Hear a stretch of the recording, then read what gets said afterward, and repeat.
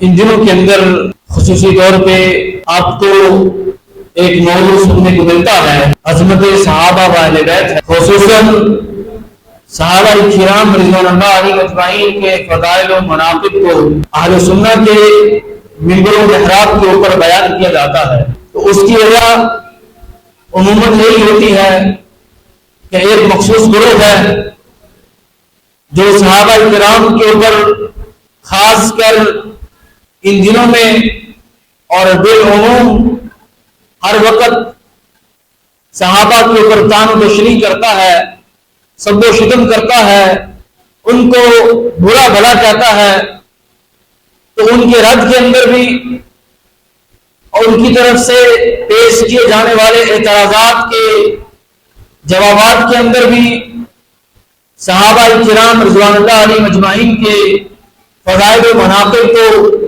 بیان کیا جاتا ہے۔ اور یاد رکھیے کہ اہل سنت کے نزدیک جب صحابہ کا تذکرہ ہوتا ہے، جب صحابہ کی شان بیان کی جاتی ہے، تو اس میں اہل بیت صحابہ بھی شامل ہوتے ہیں، کیونکہ اہل بیت کے جتنے بھی افراد جن کو نبی کریم علیہ السلام کی صحبت حاصل ہوئی وہ صحابہ کی جماعت کا حصہ ہے۔ ہم صحابہ اور اہل بیت کو دو الگ الگ جماعتوں میں تفریق کر کے ان کو دو گروہوں میں تقسیم کرنے کے قائل نہیں ہیں، بلکہ ہم اس تقسیم کو گمراہی کی بنیاد سمجھتے ہیں۔ اور یاد رکھیے اس بات کو کہ صحابہ ہوں یا اہل بیت، اس دنیا کے اندر کسی بھی انسان کو کوئی مرتبہ، کوئی فضیلت، کوئی مقام عطا کرنا وہ اللہ رب العزت کا اختیار ہے۔ اللہ تعالیٰ جس کو چاہے اسلام کے نور سے منور کر دے، اللہ جس کو چاہے تو جہالت اور شرک کی گمراہیوں اور گردروں کے اندر جو ہے اس کو ڈال دے۔ اللہ تعالیٰ کے نزدیک کسی کا قرب، کسی کی رشتہ داری وہ معیار نہیں رکھتی ہے۔ کسی کا اہل بیت سے ہونا وہ سب سے افضل ہونے کا معیار نہیں ہے۔ سب سے افضل وہ ہے جس کو اللہ اور اس کے رسول نے افضل قرار دیا ہے۔ یہ اختیار اللہ رب العزت کے پاس ہے۔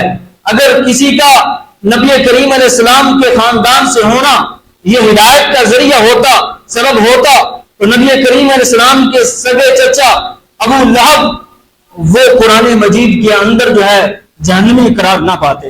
اور کہاں حبشہ کا بلال رضی اللہ تعالی عنہ نہ کوئی اعلیٰ خاندان، نہ کوئی اعلیٰ نسل ہے، ایک دور دراز علاقے کا ایک بکاؤ غلام ہے، لیکن اللہ جسے چاہے مرتبہ دینا، اللہ جسے مقام دینا چاہے، اللہ جسے بلند کرنا چاہے، تو پھر اللہ تعالیٰ وہ حبشہ کا بلال ہو تو اسے بھی بلند کر دیتا ہے، چلتا زمین پر ہے اور قدموں کی آواز جنت میں سنائی دیتی۔ تو ایک مسلمان کے ذہن میں یہ بات ہونی چاہیے کہ کسی کو کسی پر فضیلت دینا، فوقیت دینا یہ اللہ کا اختیار ہے۔ اللہ چاہے تو نبی کے خاندان کے کسی فرد کو فضیلت نہ دے تو کسی دوسرے کو دے، جیسا کہ میں نے ابھی آپ کے سامنے ایک مثال بیان کیا۔ تو یہ اللہ کا اختیار ہے، جس کو چاہے وہ سب سے افضل بنا دے اور جس کو چاہے وہ ادنا بنا دے۔ صحابی کون ہے یہ بات سمجھنا ضروری ہے، کیونکہ بعض لوگ جن روایات کے اندر آیا ہے کہ میرے صحابہ میں سے 12 منافق ہوں گے، یا اس طرح کی دوسری تیسری روایات جن میں ایسے لوگوں کا تذکرہ ہے جو دراصل اس ایمان والے نہیں تھے، وہ منافق تھے، لیکن چونکہ وہ رسول اللہ صلی اللہ علیہ وسلم کے ساتھ تھے، ظاہری اسلام کا لبادہ اوڑھا ہوا تھا، اس لیے ان کے لیے لفظ صحبت کا ذکر کیا گیا۔ اسی چیز کو بنیاد بنا کے بعض لوگ صحابہ پر طعن و تشنیع کرتے ہیں۔ تو یاد رکھیے اہل سنت کے نزدیک صحابی وہ ہے من لقی النبی صلی اللہ علیہ وسلم مؤمنا بہ ومات علی الاسلام، وہ شخص جس نے ایمان کی حالت میں محمد کریم علیہ السلام کو دیکھا اور ایمان کی حالت میں اس دنیا سے گیا، وہ صحابی رسول ہے۔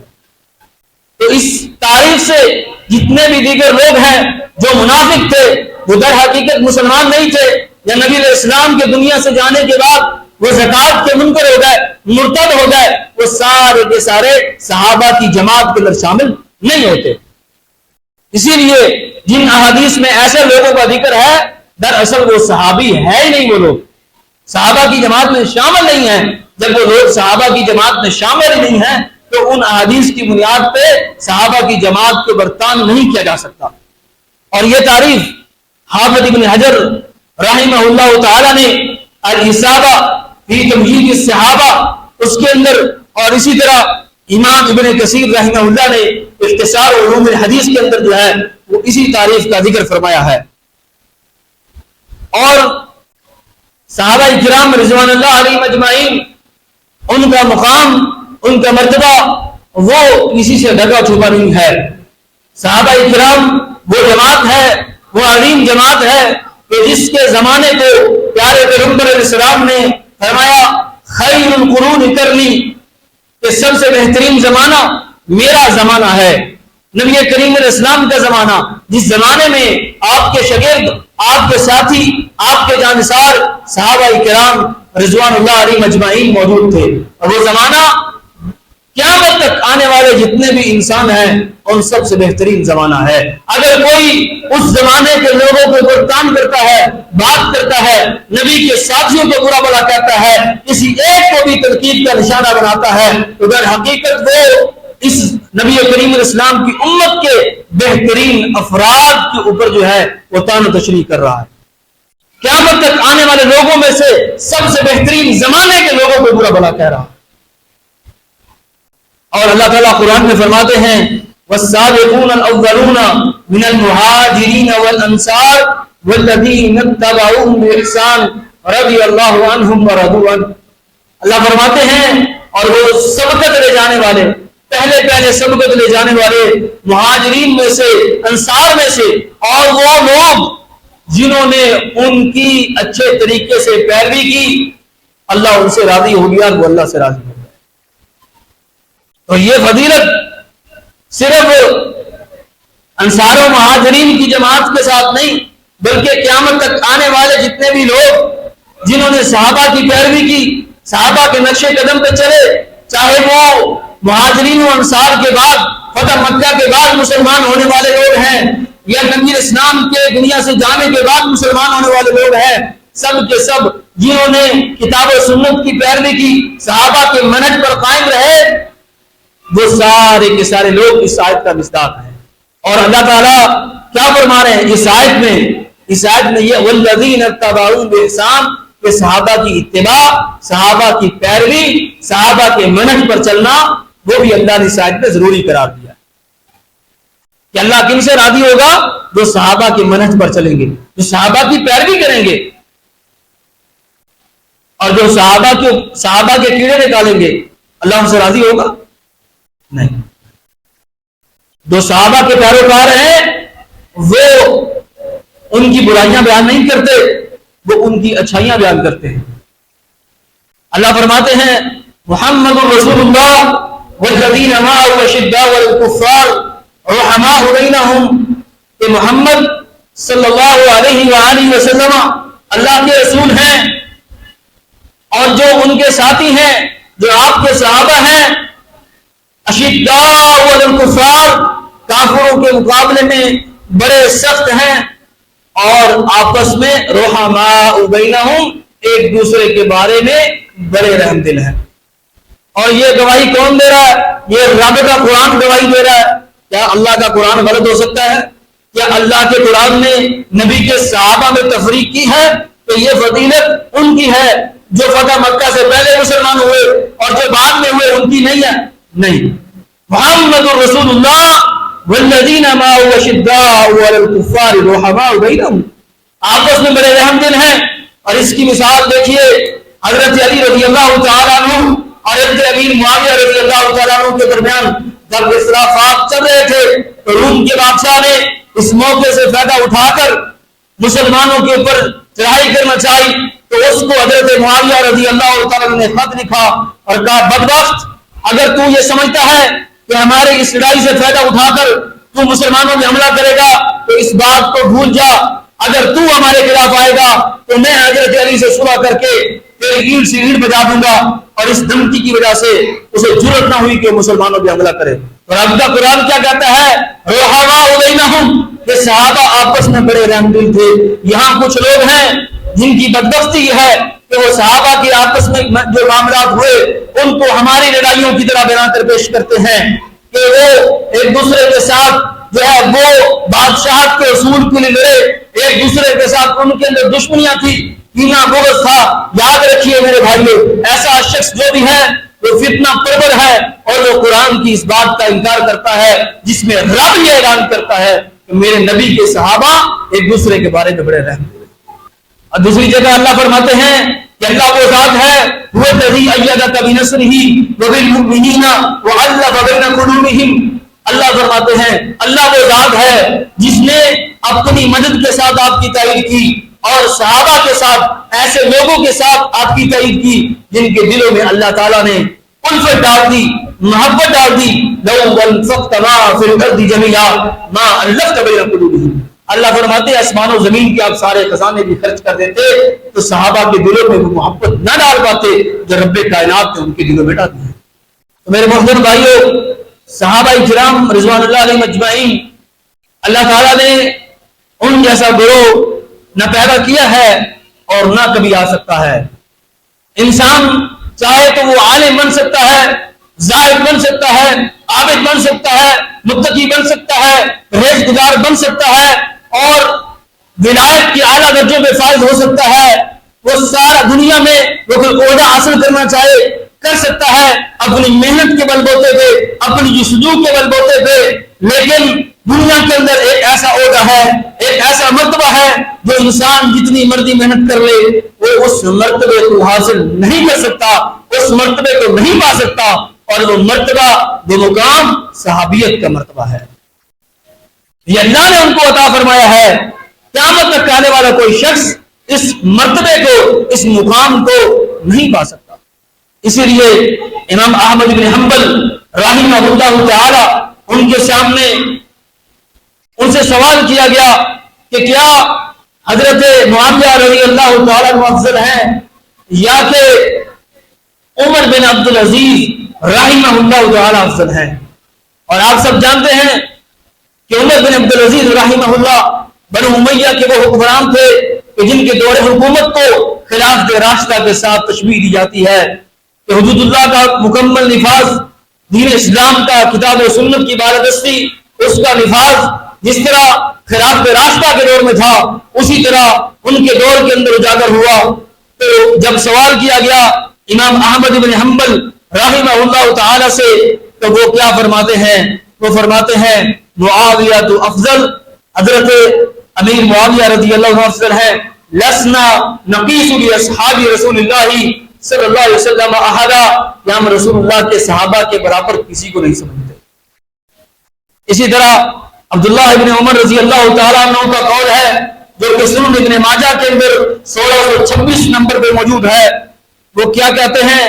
لا تسبوا اصحاب محمد صلی اللہ علیہ وسلم، کہ محمد کریم علیہ السلام کے صحابہ کو برا بھلا نہ کہو۔ فلا مقام احدهم ساعة، ان میں سے کسی ایک کا نبی علیہ السلام کے ساتھ ایک لمحہ، ایک گھڑی کے لیے کھڑا ہونا، نبی علیہ السلام کو دیکھنا، نبی علیہ السلام کی یہ ایک لمحے کی صحبت جو ہے اس کے بارے میں کیا فرماتے ہیں؟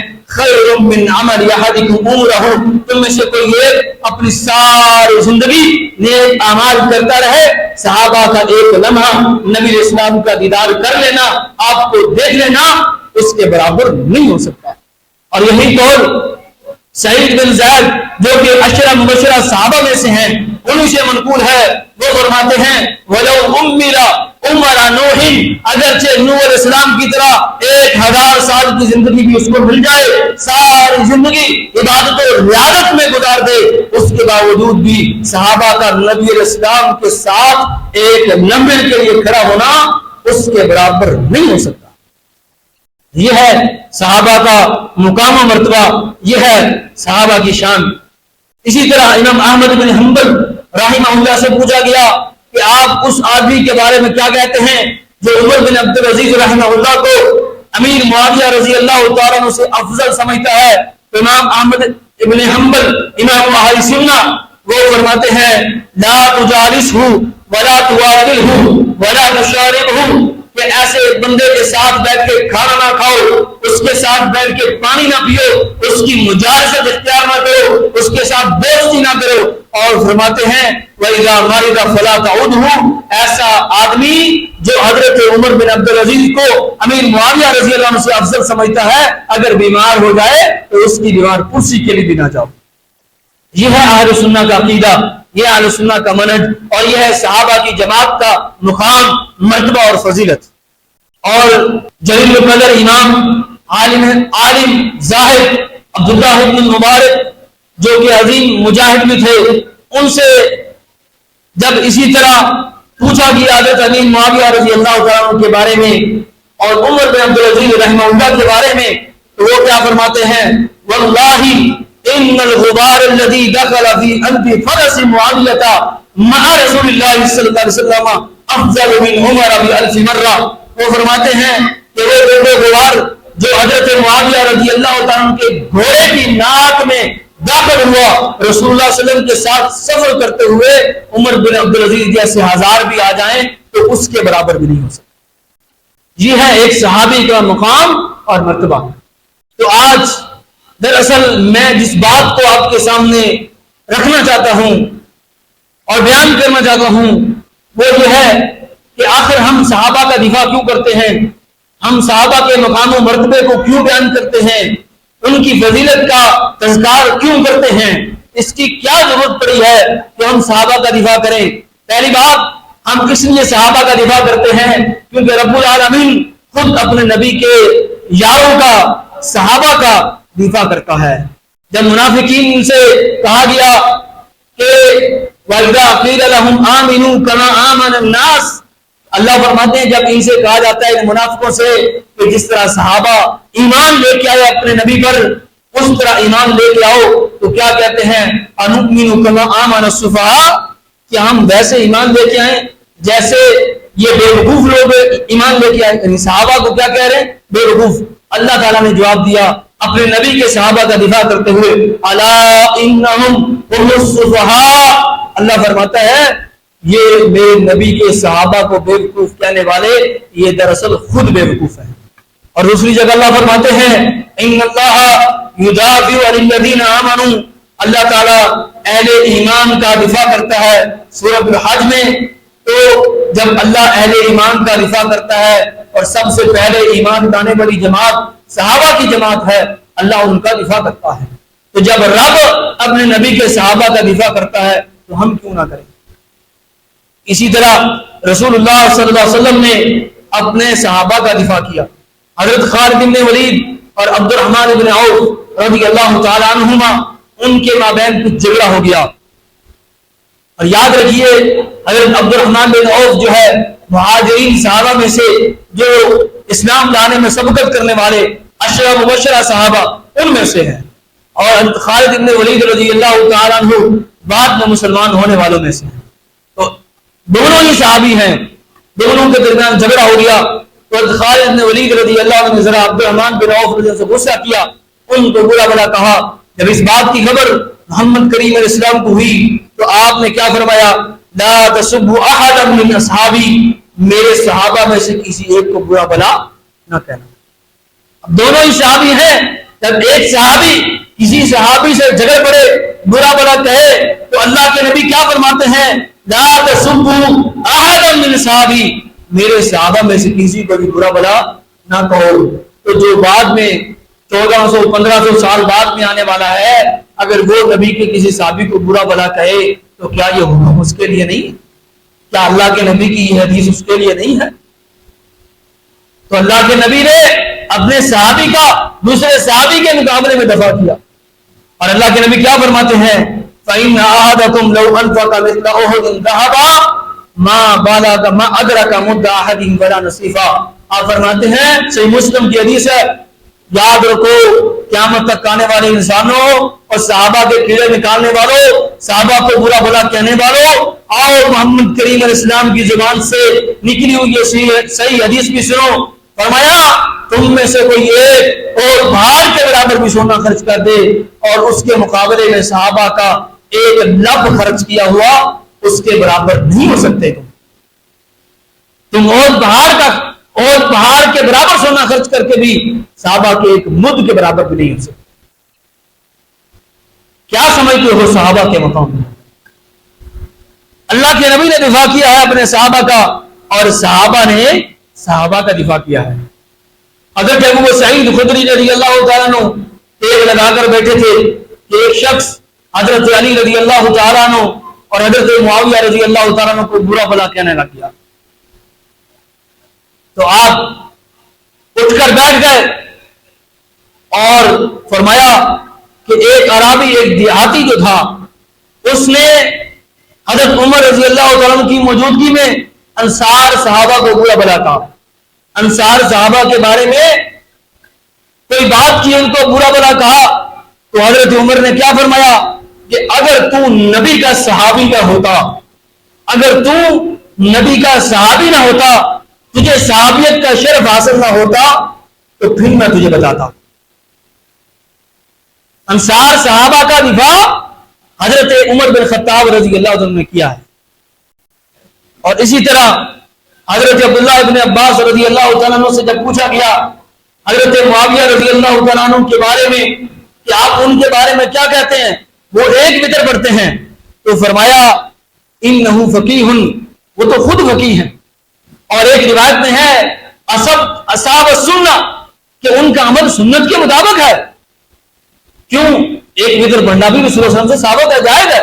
تو ایک آدمی نے پوچھا عبداللہ بن عباس رضی اللہ عنہ سے کہ امیر معاویہ کیا کرتے ہیں, ایک وطر پڑھتے, تو وہ کیا فرماتے ہیں, وہ فقیہ ہیں, وہ عالم ہیں. اور ایک روایت میں اصحاب السنہ ان کا عمل سنت کے مطابق ہے, لہذا ان کو برا بھلا کہا نہ تو خود کہا نہ کہنے کی گنجائش پیدا کی. اسی طرح اگر ہم تابعین کے دور میں آتے ہیں تو حضرت عمر بن عبد العزیز رحمہ اللہ تعالی ان کے بارے میں حسن سند سے منقول ہے. ابراہیم بن میسرہ وہ بیان کرتے ہیں ما رأیت عمر بن عبد العزیز ضرب انسان قط, میں نے عمر بن عبد العزیز رحمہ اللہ کو کبھی نہیں دیکھا کہ انہوں نے کسی انسان کو مارا ہو, اس کو ضرب لگائی ہو, الا انسان شاتم معاویہ, ہاں اس انسان کو کوڑے ضرور لگائے تھے جس نے حضرت معاویہ رضی اللہ تعالیٰ عنہ کو برا بھلا کہا تھا. فضربہ اسواتا, حضرت عمر بن عبد العزیز نے اسے کوڑے مارے تھے. اور یہ روایت امام لالکائی شرح اعتقاد اہل سنہ کے اندر اور ابن اسحاق نے تاریخ دمشق کے اندر ذکر کی ہے اور اس کی سند حسن ہے. اور حسن بصری جو کہ جلیل القدر تابعی ہیں وہ ایک مجلس میں موجود تھے تو صحابہ کرام کا تذکرہ ہو گیا تو فرمانے لگے انہم کانوا بر هذه الامه قلوبا, کہ صحابہ کے دل اس امت کے تمام لوگوں میں سے نیک دل رکھنے والے وہ لوگ تھے. اور فرماتے ہیں وَأَعْمَقُوا عِلْمًا, اور قیامت تک آنے والے جتنے بھی علماء ہیں ان سب سے بڑے علماء صحابہ تھے. اور فرماتے ہیں وَأَقَلُّهَا تَكَلُّفًا, صحابہ کے اندر تکلف نہیں تھا, وہ تکلفات میں نہیں پڑتے تھے. قوم اختارهم اللہ عز وجل بصحبت نبیہ صلی اللہ علیہ وسلم, صحابہ وہ قوم تھی جن کو اللہ نے اپنے نبی کی صحبت کے لیے چنا. کس نے چنا؟ اللہ نے ان کا اختیار کیا اور اپنے نبی کے صحابہ بنایا. اور تمہیں کیا کرنا ہے؟ امام حسن بصری فرماتے ہیں وَتَشَبَّهُوا بِأَخْلَاقِهِمْ وَتَرَائِقِهِمْ, سو ان صحابہ کی تقلید کرو, ان کے طریقوں کو اپناؤ, ان کے اخلاق کو اپناؤ, اور جس طرح انہوں نے زندگی بسر کی اس طرح زندگی بسر کرو.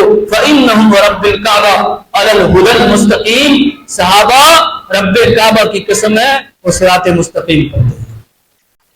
تو جو ان کی پیروی کرے گا, جو ان کے بتائے ہوئے طریقے پہ چلے گا, وہ صراط مستقیم پر ہے. اور جو صحابہ کو برا بھلا کہے گا تو وہ صراط مستقیم پر نہیں ہے. دوسری وجہ ہم صحابہ کا دفاع کیوں کرتے ہیں؟ ہم صحابہ کا دفاع اس لیے کرتے ہیں کہ دین اسلام ہم تک صحابہ کے ذریعے پہنچا ہے. قرآن صحابہ کے ذریعے, حدیث صحابہ کے ذریعے, اور قرآن و سنت کا فہم اور عمل کس طرح کرنا ہے, قرآن کو کیسے سمجھنا ہے, حدیث کو کیسے سمجھنا ہے, اس پر عمل کیسے کرنا ہے, یہ کس کے ذریعے پتہ چلا؟ صحابہ کے ذریعے. اور اگر صحابہ قابل اعتماد نہ ہو تو قرآن پر اعتماد باقی نہیں رہتا، حدیث پر اعتماد باقی نہیں رہتا، شریعت کی بنیاد متزلزل ہو جاتی ہے۔ اور یہی وہ لوگ چاہتے ہیں کہ صحابہ کی جماعت کو ناقابل اعتماد بنا دیا جائے۔ جب صحابہ قابل اعتماد نہیں رہیں گے تو دین اسلام پورے کا پورا قابل اعتماد نہیں رہے گا۔ جس نے قرآن کو بیان کیا وہ قرآن کا گواہ ہے، جس نے نبی کی حدیث کو بیان کیا جو حدیث کا گواہ ہے، جب وہ گواہ قابل اعتبار نہیں ہے تو اس کی گواہی قابل اعتبار ہوگی؟ نہیں ہوگی۔ اور جن لوگوں نے صحابہ کے اوپر اعتماد نہیں کیا انہوں نے نہ تو قرآن کو مانا نہ حدیث کو مانا، اپنا ہی قرآن بنایا، اپنی حدیثیں بنائی، اپنی کتابیں بنائی، من گھڑت روایتیں بنائی، سب کچھ چھوڑ دیا۔ پوری کی پوری امت مسلمہ ایک طرف ہے اور وہ گروہ ایک طرف ہے۔ کیوں؟ صحابہ پر اعتماد نہیں کیا۔ تو جب صحابہ پہ اعتماد نہیں ہے تو قرآن پہ اعتماد ہوگا؟ نہیں ہوگا۔ اس لیے صحابہ کا دفاع کرتے ہیں کہ صحابہ کی جماعت اگر قابل اعتماد نہیں ہے تو نہ قرآن قابل اعتماد ہے نہ حدیث قابل اعتماد ہے۔ نبی کا ایک صحابی بھی اگر قابل اعتماد نہیں ہے تو پورے کے پورے دین کی بنیاد متزلزل ہو جاتی ہے۔ اس صحابی کے ذریعے آیا ہوا دین وہ قابل اعتماد نہیں رہتا۔ امام ابو زرع رازی جو بہت بڑے عالم فقی اور عقیدے کے بہت بڑے امام ہیں، وہ فرماتے ہیں اذا رأيت الرجل ينتكس احدا من اصحاب رسول اللہ صلی اللہ علیہ وسلم فاعلم انه زنديق۔ فرمایا اگر تم ایسے شخص کو دیکھو جو نبی کے صحابہ میں سے کسی ایک صحابی کو بھی برا بھلا کہتا ہے، اس کی شان میں کمی کرتا ہے، تو جان لو وہ بے ایمان ہے، وہ منافق ہے، زندیق ہے۔ وذالک ان رسول اللہ صلی اللہ علیہ وسلم عندنا حق۔ یہ بات کیوں ہے؟ صحابہ کو برا بھلا کہنے والا زندیق بے ایمان کیوں ہے؟ فرمایا کیونکہ قرآن حق ہے، وَرَسُولُ اللَّهِ وَالْقُرْآنُ حَقٌ، قرآن حق ہے، رسول اللہ حق ہیں۔ وَإِنَّمَا أَدَّى إِلَيْنَا هَذَا الْقُرْآنَ وَالسُّنَنَ أَصْحَابُ رسول اللہ۔ اس قرآن کو، نبی کی احادیث کو کس نے ہم تک پہنچایا؟ صحابہ نے۔ اور فرماتے ہیں وَإِنَّمَا يُرِيدُونَ أَن يَجْرَؤُوا شُهُودَنَا۔ اور یہ لوگ جو صحابہ کو برا بھلا کہتے ہیں یہ دراصل کتاب و سنت کے گواہ جو صحابہ ہیں اس جماعت کو وہ عیبدار کرنا چاہتے ہیں، اس کو ناقابل اعتماد بنانا چاہتے ہیں، لِيُبْطِلُوا الْكِتَابَ وَالسُّنَّةَ، تاکہ کتاب و سنت کو باطل کر سکیں۔ کیونکہ صحابہ جب وہ قابل اعتماد نہیں تو قرآن اور حدیث بھی قابل اعتماد نہیں۔ صحابہ کا دفاع کیوں کرنا ہے؟ اس لیے کہ صحابہ کی عدالت کی گواہی خود رب العالمین نے دی ہے، رضی اللہ عنہم ورضوا عنہ، اللہ ان سے راضی ہو گیا اور وہ اللہ سے راضی ہو گئے۔ جن سے رب راضی ہو جائے، اگر میں ناراض بھی ہو جاؤں تو میرے ناراض ہونے سے کیا ہوگا؟ میں اپنی آخرت برباد کروں گا۔ رب ہم سے راضی ہو گیا۔ کیا رب نہیں جانتا تھا کہ یہ انسان ہیں، ان سے غلطیاں ہو سکتی ہیں اور ان سے غلطیاں ہوں گی بھی؟ اس کے باوجود اللہ نے کیا کہا؟ رضی اللہ عنہم ورضوا عنہ، اللہ ان سے راضی۔ جب رب راضی تو میں کون ہوتا ہوں بات کرنے والا؟ میں کون ہوتا ہوں ناراض ہونے والا؟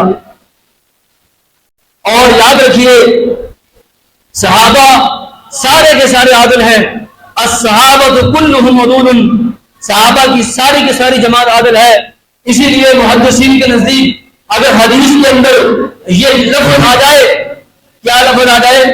ان رجل من اصحاب النبی صلی اللہ علیہ وسلم، نبی کے صحابہ میں سے کسی ایک صحابی سے روایت ہے، اس کا نام ذکر نہ بھی ہو تو سند پر کوئی فرق نہیں پڑتا۔ جبکہ صحابہ کے بعد والے جتنے بھی طبقات ہیں، تابعین، تبع تابعین، ائمہ محدثین، ان میں سے اگر کسی سند کے اندر ایک ایسا فرد آ جائے جس کے بارے میں یہ ہو ان رجل ان فلان اور اس کے نام کا پتہ نہ ہو کہ وہ کون ہے، وہ سند ضعیف ہو جاتی ہے، وہ روایت قابل اعتماد نہیں رہتی۔ لیکن صحابہ کی جماعت کو یہ شرف حاصل ہے، یہ مقام حاصل ہے، کیونکہ وہ سارے قابل اعتماد ہیں، وہ سارے عادل ہیں۔ اس لیے اگر یہ آ جائے ان رجل، صحابی کا نام پتہ نہ بھی ہو، تب بھی سند کے اوپر کوئی فرق نہیں پڑتا۔ اور یہ لوگ جو صحابہ کو برا بھلا کہتے ہیں یہ چاہتے ہی یہی ہے کہ کتاب و سنت کیا ہو جائے؟ باطل ہو جائے. اور جن لوگوں نے ایسا کیا ان کے نزدیک کتاب و سنت کے اوپر اعتماد ہے نہیں. اور چوتھی وجہ اس لیے صحابہ کا دفاع کرتے ہیں کہ صحابہ پر طعن و تشریح کرنا، صحابہ کو برا بھلا کہنا دراصل اسلام پر حملہ ہے. صحابہ کے اوپر حملہ دراصل رسول اللہ صلی اللہ علیہ وسلم پر حملہ ہے. صحابہ پر اعتراض دراصل پیارے پیغمبر اسلام پر اعتراض ہے. کیونکہ صحابہ کے مربی کون تھے؟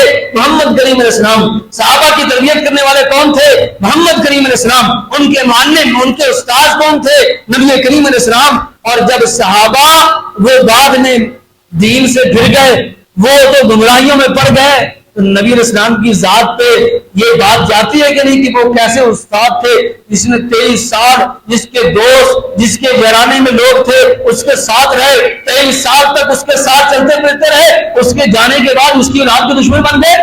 ان کے جانے کے بعد وہ دین سے پھر گئے، ان کے من کے نظریے سے پھر گئے. کیا یہ رسول اللہ صلی اللہ علیہ وسلم کی محنت پہ شک ہے یا نہیں؟ کیا یہ رسول اللہ کے تزکیے پر اعتراض ہے یا نہیں؟ بالکل ہے. صحابہ پر حملہ دراصل اسلام پر حملہ ہے.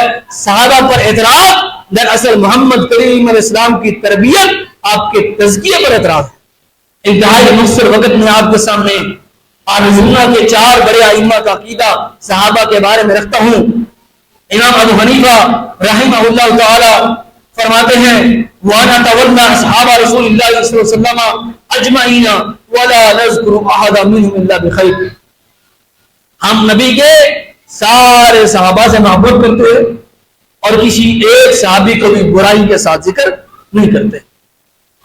اور امام مالک رحمہ اللہ تعالی وہ فرماتے ہیں، میں نے شروع میں ایک آیت آپ کے سامنے پڑھی، محمد رسول اللہ والذین معه اشداء علی الکفار رحماء بینہم. اس آیت کے آخر میں اللہ فرماتے ہیں لیغیظ بہم الکفار، کہ محمد کریم علیہ السلام کے صحابہ کی جماعت وہ جماعت ہے جس کے ذریعے کافروں کو بڑی تکلیف ہوتی ہے، کافروں کو بڑی پریشانی ہوتی ہے. امام مالک رحمہ اللہ فرماتے ہیں جب کسی شخص کو تم دیکھو کہ وہ نبی کے کسی ایک صحابی کا بھی، کسی بھی صحابی کے تذکرہ سن کے اس کی پیشانی پہ، ماتھے پہ بل پڑ جائے، وہ پریشان ہو جائے، اس کو اس صحابی کا تذکرہ برا لگے، فَإِنَّهُ أَصَابَتْهُ هَذِهِ الْآيَةُ، وہ اس آیت کا مصداق ہے لِيَغِيظَ بِهِمُ الْكُفَّارُ، کیونکہ صحابہ کا تذکرہ سن کے کافروں کو تکلیف ہوتی ہے. اگر کسی کو تکلیف ہو تو سمجھو کہ وہ اس آیت کا مصداق ہے، وہ مسلمان نہیں ہو سکتا. اور اسی طرح امام شافعی رحمہ اللہ تعالی فرماتے ہیں اصل اللہ تبارک و تعالی علی اصحاب رسول اللہ صلی اللہ علیہ وسلم، کہ اللہ نے اپنے نبی کے صحابہ کی تعریف بیان کی ہے فی القرآن والتوراۃ والانجیل، قرآن میں بھی، تورات میں بھی، انجیل میں بھی، وَسَبَقَ لَهُمْ عَلَى لِسَانِ رسول اللہ صلی اللہ علیہ وسلم مِنَ الْفَضْلِ مَا لَيْسَ لِأَحَدٍ بَعْدَهُمْ، اور ان کو وہ مقام، مرتبہ اور فضیلت حاصل ہے جو آپ کے بعد، صحابہ کی جماعت کے بعد قیامت تک آنے والے انسانوں میں سے کسی کو بھی حاصل نہیں ہے. اور امام اہل سنت امام احمد بن حنبل رحمہ اللہ فرماتے ہیں وَمِنَ السُّنَّةِ ذِكْرُ مَحَاسِنِ أَصْحَابِ رسول اللہ صلی اللہ علیہ وسلم كُلِّهِمْ أَجْمَعِينَ. فرماتے ہیں اہل سنت کے اصول جن پہ اہل سنت کا اجماع ہے، سارے کے سارے اہل سنت کا اتفاق ہے، ان اصولوں میں سے ایک اصول یہ بھی ہے کہ ہم صحابہ کے محاسن کو، ان کی خوبیوں کا تذکرہ کریں گے، ان کو ذکر کریں گے، سارے کے سارے صحابہ بلا تفریق، وَالْكَفُّ عَنْ ذِكْرِ مَسَاوِئِهِمْ، اور ان سے جو غلطیاں ہوئیں، جو کمیاں کوتاہیاں ہوئیں انسان ہونے کے ناطے سے، کیونکہ صحابہ کی جماعت معصوم عن الخطا نہیں ہے، ہم ان کی برائیوں کو ذکر نہیں کرتے. وما شجر بینہم، صحابہ کے مشاجرات صحابہ ہم ان کو ذکر نہیں کریں گے، ان کو بیان نہیں کریں گے، بلکہ صحابہ کی جماعت اس کی خوبیاں بیان کریں گے، ان کے فضائل و مناقب کو بیان کریں گے، اور جو ان میں سے کسی سے بھی کوئی برائی ہوئی ہے، کوئی کمی کوتاہی ہوئی ہے انسان ہونے کے ناطے سے، ہم اس کو ذکر نہیں کریں گے. اور یہ عقیدہ ہے اہل سنت والجماعت کا، سارے ائمہ کا، اور مسلمانوں کے بڑے 4 امام جو فقہ کے اندر امام ہیں، آج غالباً اکثر مسلمان جن میں سے کسی کی پیروی کرتے ہیں فقہی مسائل کے اندر وہی 4 ائمہ ہیں اور ان کا عقیدہ ان کا منہج وہی اہل سنت والجماعت کا تمام مسلمانوں کا منہج ہے کہ نبی کے سارے صحابہ ہم ان کی خوبیوں کو بیان کریں گے، ان سے محبت کرتے ہیں، کسی بھی ایک صحابی کو برا بھلا نہیں کہتے، اس کی شان میں تنقیص اور کمی نہیں کرتے، اس کو برائی کے ساتھ ذکر نہیں کریں گے۔ اور یاد رکھیے اللہ رب العزت نے میری اور آپ کی ڈیوٹی یہ لگائی ہے والذین جاؤوا من بعدهم یقولون ربنا اغفر لنا ولإخواننا الذین سبقونا بالایمان، کہ جتنے بھی لوگ صحابہ کے بعد آئے ان کی ڈیوٹی یہ ہے، اہل ایمان ان میں سے کون جو ہیں وہ کیا کہتے ہیں، اے اللہ ہمیں معاف کر دے اور ان لوگوں کو معاف کر دے جو ہم سے پہلے ایمان لائے۔ وَلَا تَجْعَلْ فِي قُلُوبِنَا غِلًّا لِلَّذِينَ آمَنُوا، ہمارے دلوں میں صحابہ میں سے کسی کے بارے میں کینہ پیدا نہ فرما۔ یہ ڈیوٹی ہے میری اور آپ کی، تمام مسلمانوں کی، وہ صحابہ کے بارے میں دعائیں مغفرت کریں، ان کے بارے میں اچھا عقیدہ رکھیں، ان کو خیر اور بھلائی کے ساتھ ذکر کریں، ان میں سے کسی کی بھی تنقیص نہ کریں، ان کے بارے میں اپنے دل کے اندر کوئی کینہ، کوئی حسد، کوئی بغض وہ پیدا نہ کریں۔ اور یہ آخری قول ذکر کر کے بات ختم کرتا ہوں، شیخ الاسلام ابن تیمیہ رحمہ اللہ اپنی کتاب منہاج السنہ کے اندر فرماتے ہیں کہ رافضی جو صحابہ کے دشمن ہیں ان سے یہودی بھی بہتر ہیں، ان سے عیسائی بھی بہتر ہیں۔ کہ یہودیوں سے جب سوال کیا گیا من خیر اہل ملتکم، تمہارے دین کے بہترین افراد کون ہیں، تو انہوں نے کہا اصحاب موسیٰ، موسیٰ علیہ السلام کے ساتھی، موسیٰ علیہ السلام کے صحابہ ہمارے دین میں، ہماری جو امت ہے اس میں سب سے بہترین افراد ہیں۔ عیسائیوں سے جب پوچھا گیا من خیر اہل ملتکم، تمہارے دین کے بہترین افراد کون، انہوں نے کیا کہا حواریو عیسیٰ، عیسیٰ علیہ السلام کے صحابہ ہماری امت کے بہترین افراد ہیں۔ اور جب رافضیوں سے صحابہ کے دشمنوں سے پوچھا گیا جو اپنے آپ کو مسلمان کہتے ہیں در حقیقت اندر میں منافق اور زندیق بے ایمان بے دین ہے، جب ان سے پوچھا گیا صحابہ کے بارے میں تو کیا، جب ان سے پوچھا گیا من شر اہل ملتکم، تمہارے دین میں سب سے برے لوگ کون ہیں، انہوں نے کہا اصحاب محمد، محمد علیہ السلام کے ساتھی ہمارے دین میں سب سے برے ہیں، والعیاذ باللہ۔ اس لیے شیخ الاسلام ابن تیمیہ فرماتے ہیں کہ یہ لوگ یہودیوں اور عیسائیوں سے بھی بدتر ہیں۔ اللہ تعالیٰ ہمیں سمجھنے عمل کرنے کی توفیق عطا فرمائے۔ اللہ تعالیٰ تمام صحابہ اہل بیت کی محبت، ان کی تعظیم، ان کا ادب و احترام ہمارے دلوں کے اندر پیدا فرمائے۔ اللہ رب العزت ہمیں اس عظیم جماعت کے نقش قدم پر چلنے کی توفیق عطا فرمائے۔ اللہ تعالیٰ ہمیں کتاب و سنت کا وہ فہم نصیب فرمائے جس طرح انہوں نے کتاب و سنت کو سمجھا اور کتاب و سنت کے اوپر عمل کیا۔ وَأَقُولُ قَوْلِي هَٰذَا وَأَسْتَغْفِرُ اللَّهَ لِي وَلَكُمْ وَلِسَائِرِ الْمُسْلِمِينَ جزاكم الله خيرا۔